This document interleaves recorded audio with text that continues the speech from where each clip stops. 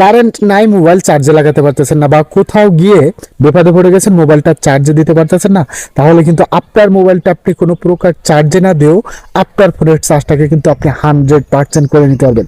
কিভাবে? চলুন সেই প্রসেসটা আজকের এই ভিডিওতে আমি আপনাদেরকে দেখিয়ে দিচ্ছি। তার আগে আমার এই আইডিটাকে ফলো দিয়ে রাখতে পারেন। এমন সব ইম্পর্টেন্ট টিপস অ্যান্ড ট্রিক্সের ভিডিও কিন্তু আমি প্রতিনিয়ত দিয়ে থাকি, যা আপনাকে পরবর্তীতে অনেক কাজে আসতে পারে। তো এর জন্য শুরুতে আপনাদের মোবাইলের সেটিংসে চলে আসবেন, দেন এখান থেকে সিস্টেম অপশনটা খুঁজে বের করে নিয়ে আপনারা এখান থেকে এই সিস্টেম অপশনটার উপরে ট্যাপ করে দিবেন।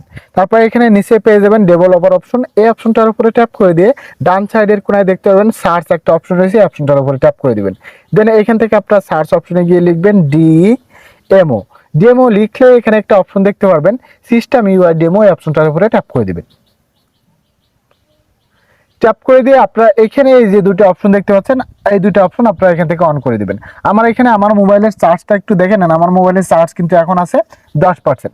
আমি যদি এই দুইটা অপশন অন করে দিই তাহলে দেখতে পারবেন আমার ফোনটা কিন্তু 100% চার্জ হয়ে যাবে। সো আমি এখান থেকে এই দুইটা অপশন অন করে দিলাম।